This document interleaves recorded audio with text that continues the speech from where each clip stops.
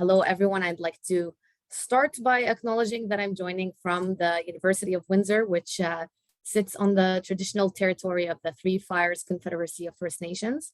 That includes the Ojibwe, the Odawa, and the Potawatomi. We respect the longstanding relationships with First Nations people in this place, in the 100-mile Windsor-Essex Peninsula, and the Srets-led Detroit of Detroit.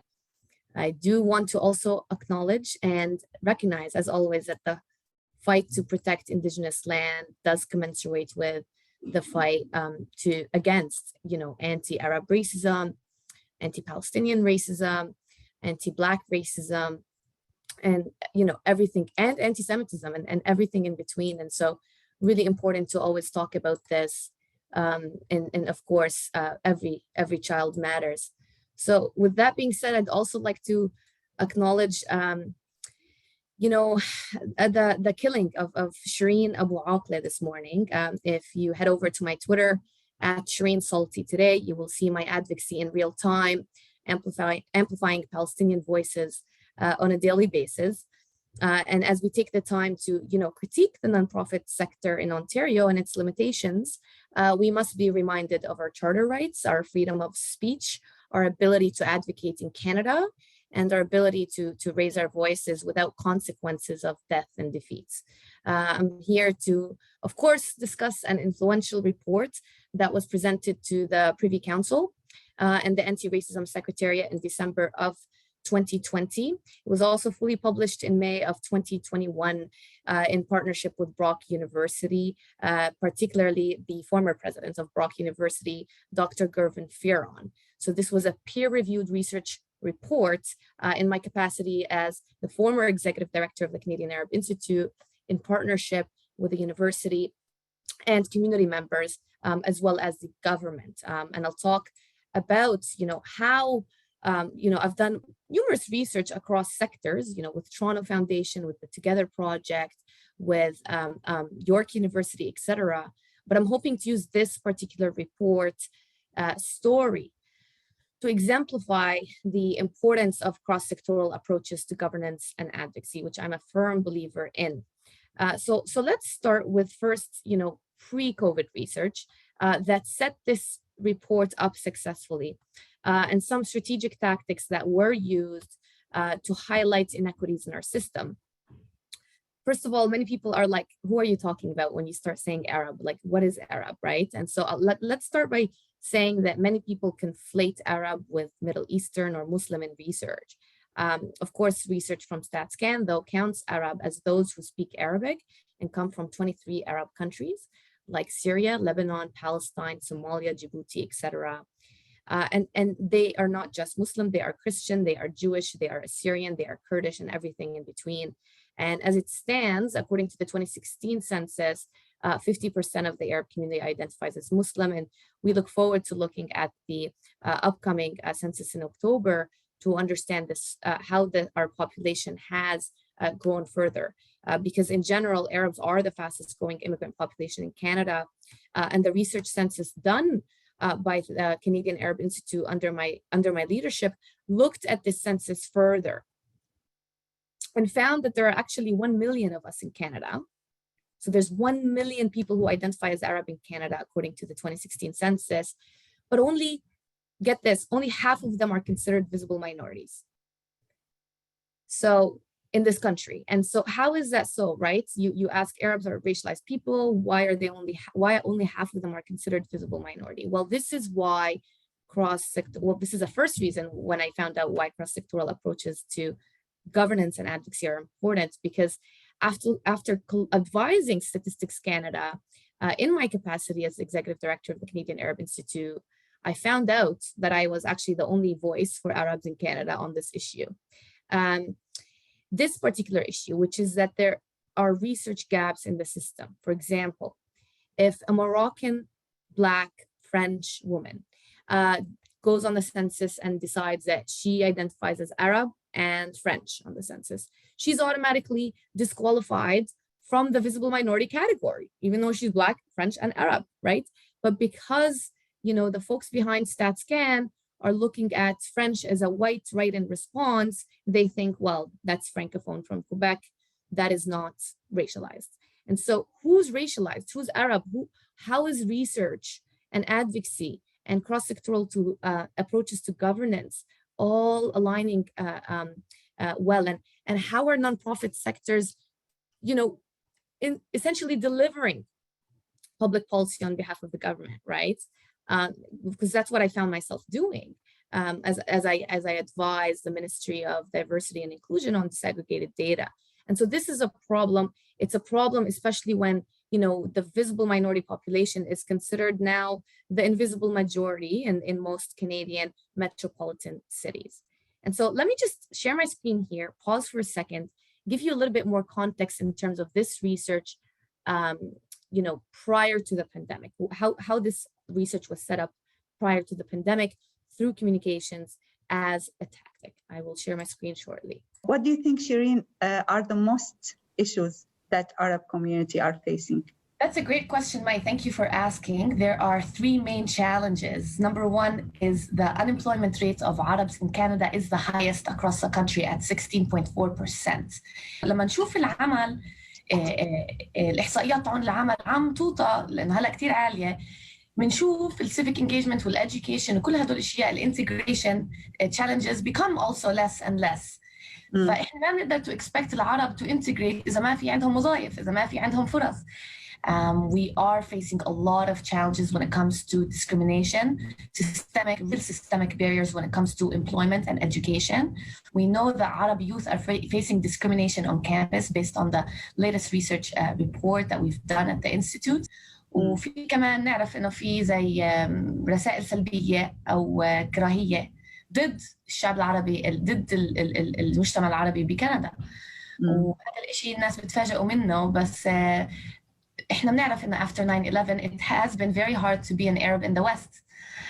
وهذا كله من المينستريم ميديا اللي عم يفرجوا العرب as one thing when we are so many things. هذا حقي كمواطن كندي، أحب لغيري ما أحب لنفسي،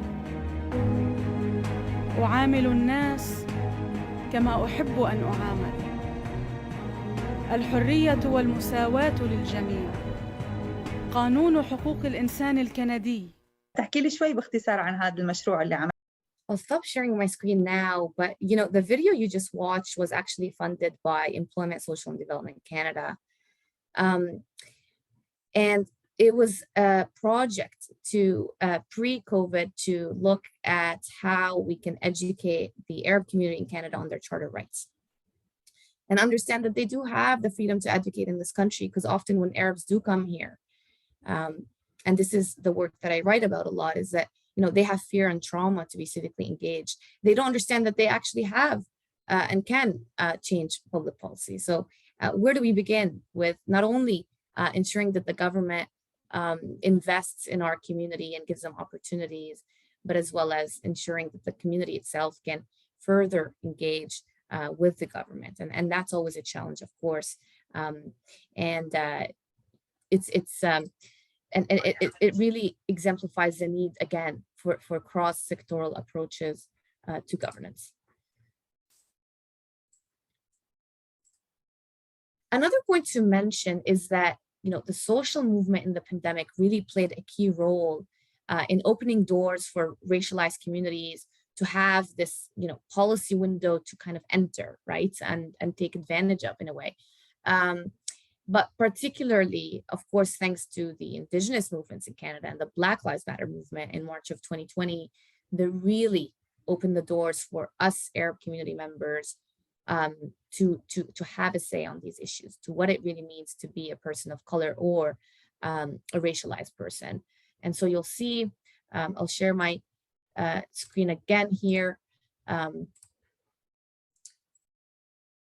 Again, communication as a tactic when it comes to research and advocacy. I was interviewed at the international level in Arab news about the protests that really put racial discrimination in Canada under scrutiny. And you'll see here are data findings that I was interviewed about in terms of Arab Canadians, where they reside, the highest numbers 60% of them being first generation, 60% of them having post-secondary education, and yet, are still have the highest unemployment rates in Canada. So obviously the foreign credential problem is real, and something that we realized from our research that we must address some policy challenges at the federal and provincial level. And Not So Nice Canada, as you can see here, featured by, of course, Arab News. And so I do want to talk about the methodology when it comes to research. Why is that important? Because often when academics do research on their own, they're doing the research, it sits on the shelf. They're not using it to inform governments, inform institutions. Well, some are, and some get paid to do that, right? But how is the nonprofit sector really amplifying voices of racialized communities for better good? And in my capacity as executive director of the Canadian Arab Institute, I really cared about the research being peer reviewed. Of course, it's important that it went through the ethics review board in Brock University and got that approval.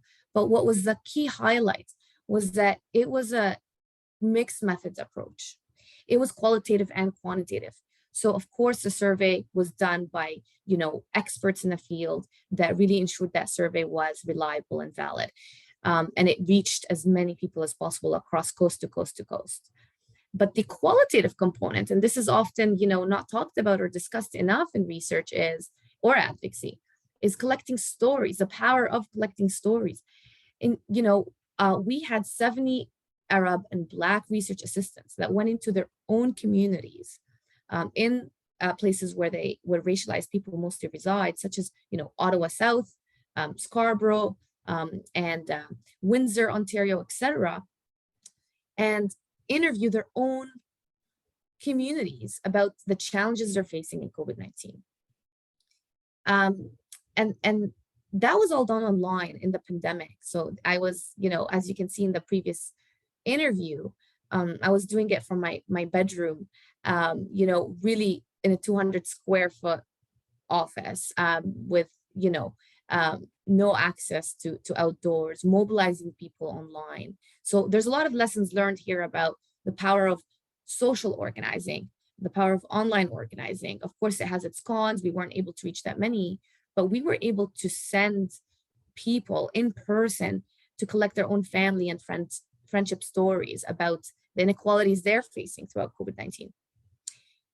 That was extraordinary in terms of findings, because the data from the government, the data from the experts at the beginning of the pandemic in March of 2020 wasn't capturing these stories. It was leaving us out of discussion.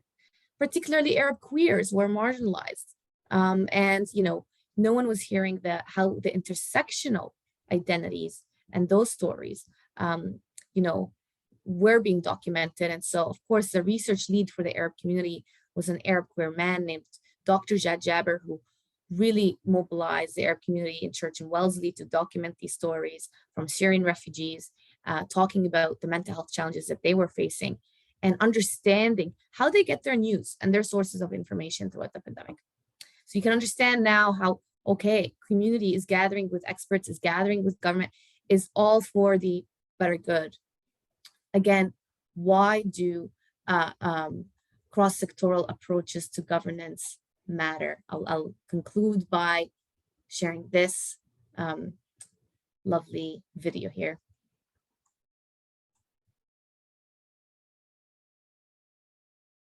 Brock University is known for its community engagement, and the research initiative is really aimed at taking a look at the impact of COVID-19 on communities, particularly across the Ontario setting, but maybe at a broader level across the entire Canadian setting.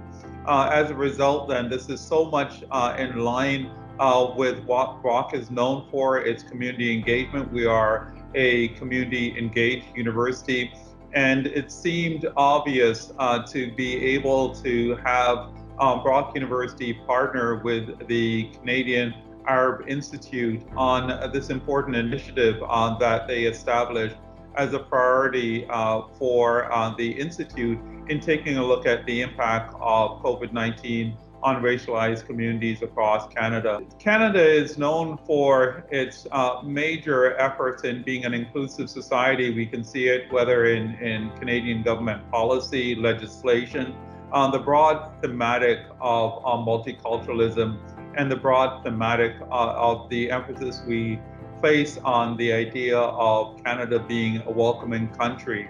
As part of that, that means that all of our institutions across Canada have to play a role on being an asset and being a resource and being a capacity to communities to be able to address important questions that affect different communities within the Canadian mosaic. We know that COVID-19 has affected racialized communities way more than non-racialized communities, and we were really looking to conduct race-based data collection to better understand the experiences of those racialized community members. We know the strength and power in community members coming together to learn experiences of one another, and we really wanted to make sure that we can document those experiences and shape the policy priorities of the community moving forward.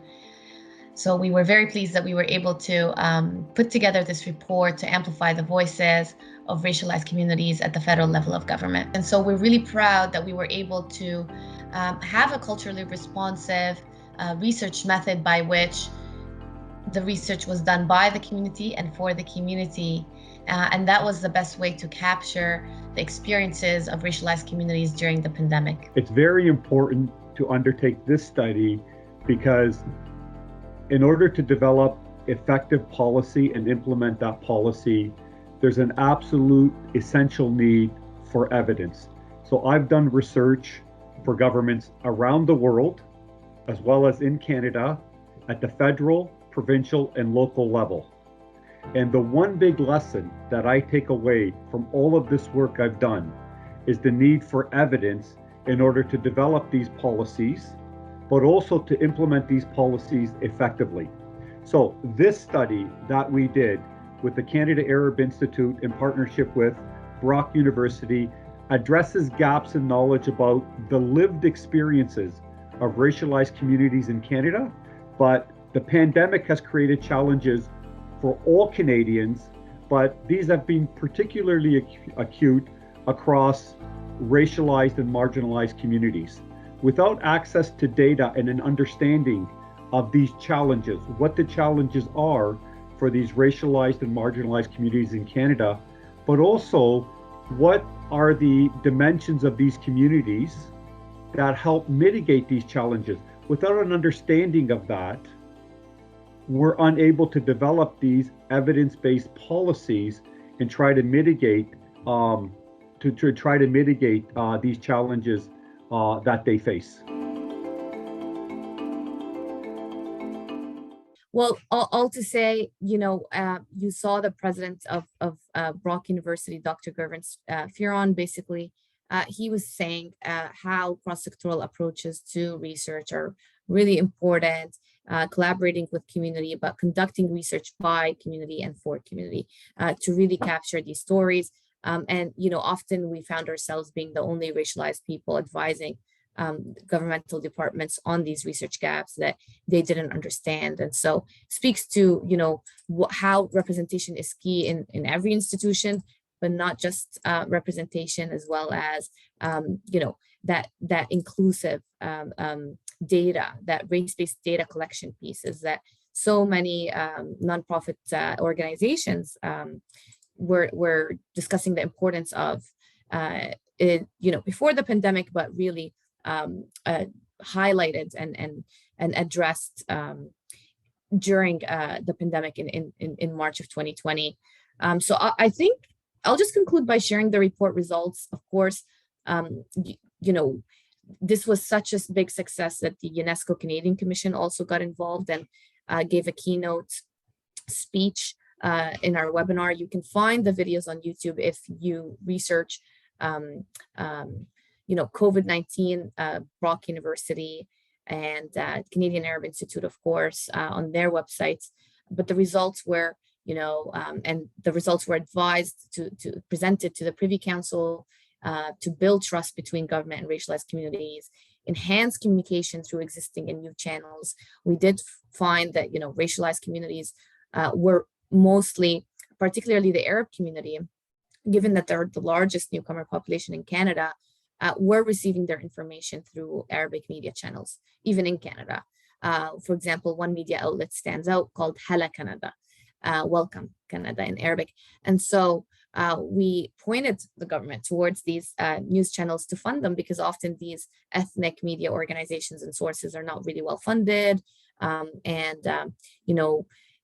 They need the support and help to really reach the communities in their own language. And so when we talk about inclusion, we want to make sure information is also available, for those communities that we serve, and of course have representatives available for various institutions to bridge those gaps and actually become the bridges themselves for their own communities. And so that's something I take a lot of pride in.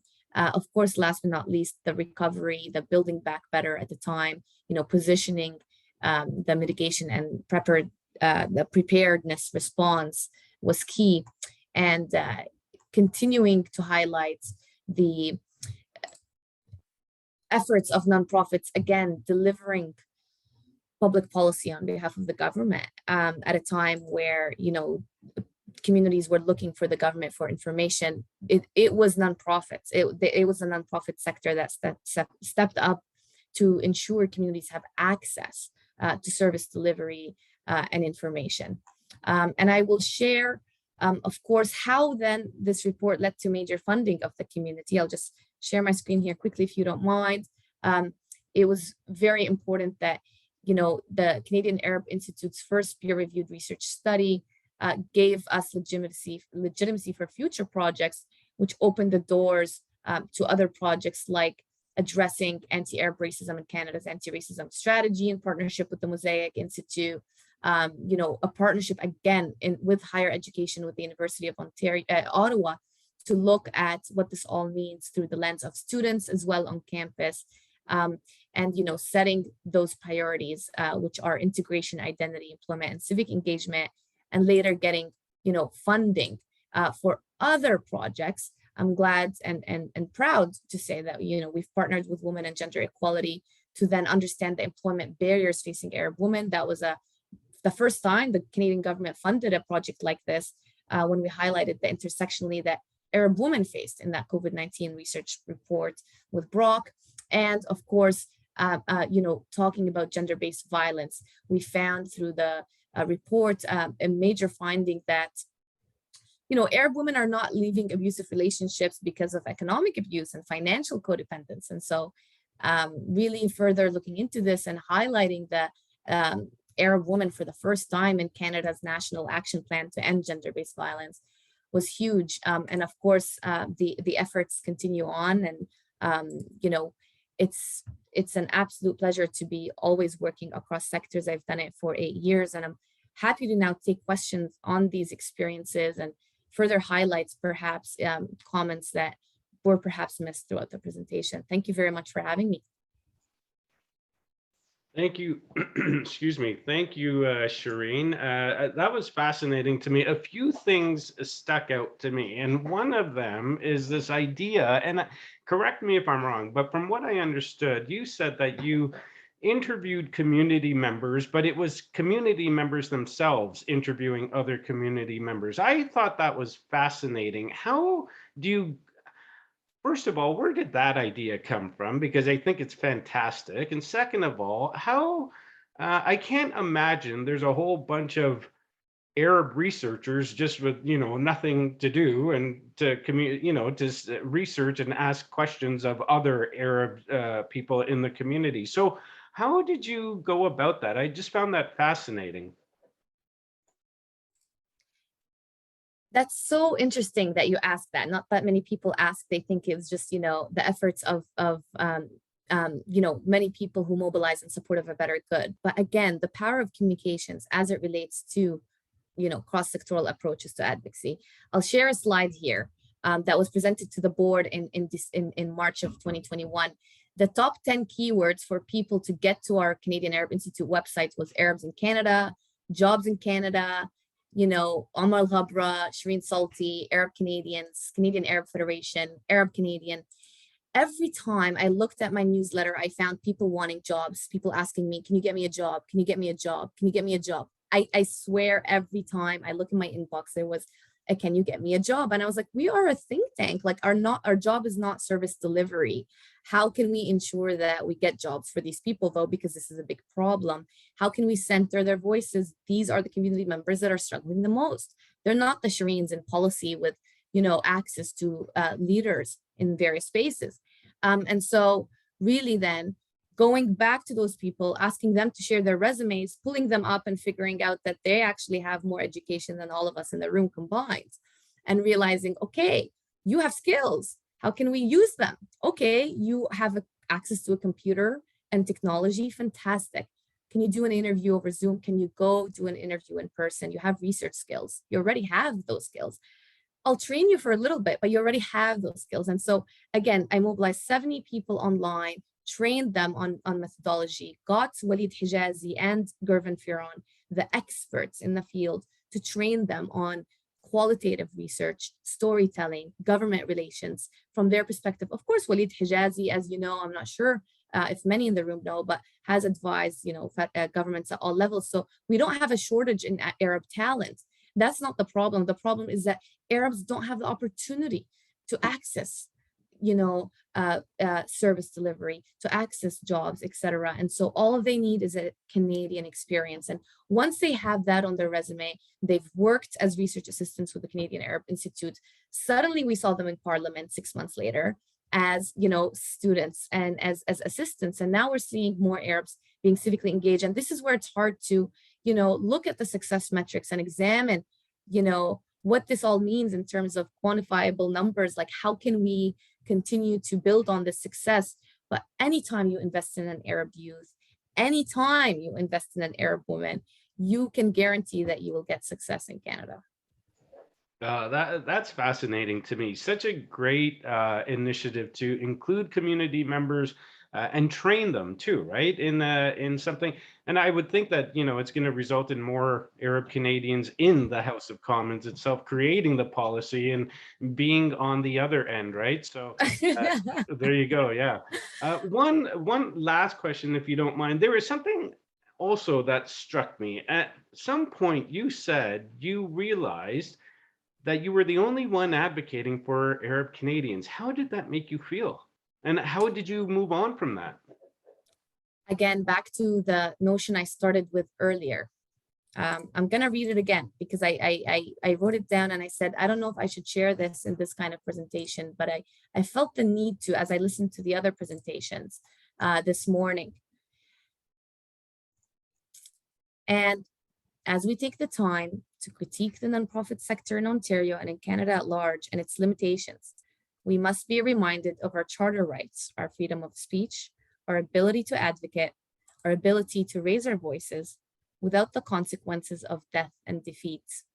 Because my friends and family back home do not get this privilege, do not even get the privilege to speak up. And so this ability that we even have a seat at the table, you know, is fantastic. There's of course more to do. This is not enough. Nothing is ever enough for racialized communities to get the reparations they need in order to succeed in this country, in order to, you know, ensure that we not only acknowledge the land that we live on, but that we actually, you know, support Indigenous communities on a daily basis as Arabs, as, fellow racialized people. And I think that's often our stories are missed. Back to qualitative interviewing, back to the need to document these stories. You know, I'm fortunate enough to have family that has resided in Canada since, you know, the 1800s. So my ancestry goes way back to the first ever Arab migrant that came to Edmonton, Canada in 1800 and helped build the fur industry and took Indigenous people to Lebanon, etc. I'm very fortunate to have, you know, Indigenous cousins and friends across the world. But how do we continue to document these stories? Because it seems like the Canadian government often misses that in research, in their documentations. And so being able to identify those gaps was definitely a privilege for me, realizing that the change is slow, but in the pandemic, seeing how change was, becoming quicker because of this policy window was also exciting. And there's always mixed emotions and feelings about how we feel as racialized people, and as it stands, I'm talking to you, but I'm grieving and mourning, the loss of friends and family members. And so I hope that was clear. I hope this gives an overview of why I believe so much in cross-sectoral approaches to governance and advocacy. And I hope it doesn't sound like it's limiting or not giving an enough, perspective of what it really means to be a racialized person struggling under a system that, of course, continues to further exacerbate the needs of our communities. Oh, thank you. I think you definitely contributed to this idea around government relations and advocacy, but from a community level, I think that's fantastic. And there is one last question, if you don't mind. We have a few more minutes, but in terms of establishing a relationship with an educational institution, a post-secondary institution, are there any concerns from educational institutions about participating in subjects or initiatives that may be seen as controversial? As you know, campuses around the country are dealing with that all the time, whether or not they get involved in an issue or hide it or really be involved. Do you have any thoughts on that? Of course. Listen, I think when I say cross-sectoral approaches, I mean relationships across sectors. That's really what I mean. I mean a Black man being the president of university that believed in a young Arab woman to lead at a time when she didn't have the ability to lead because she was stuck in her mother's basement trying to get funding for research for her own community. And so really, how do we ensure that we build these relationships across sectors? A cabinet minister being Omar Al-Ghabra, the first ever Syrian Canadian, is important. It's not just about representation, it's about reaching out and saying, Omar, thank you for inviting me to a roundtable discussion. How can we now raise the voices of Arab women who have the highest unemployment rate in Canada? Then that translating into a connection at the bureaucratic government in Women and Gender Equality Canada with Minister Monsef's office at the time, talking about Arab women for the first time. And the minister's staff, the director of policy, being shocked at data that he's never had access to in his life. Why? Because community members took the onus and saw an obligation to lead on their behalf. And so again, I think it's about relationships. It's not about institutional and systemic. Of course, there are systemic barriers always, but if we can really just simplify it a little bit and say it's about handshakes, it's about putting people in the same room that can shake those hands, trust one another, then there's something beautiful that can actually happen. And that's why our hashtag for that project I just presented was document your COVID-19 story. Because we wanted people to trust us that we will actually document the stories. We're going to publish them and we're going to raise them at every level, whether with UNESCO Canadian Commission, with the federal government, the provincial one, and as well as other nonprofits organizations from coast to coast to coast.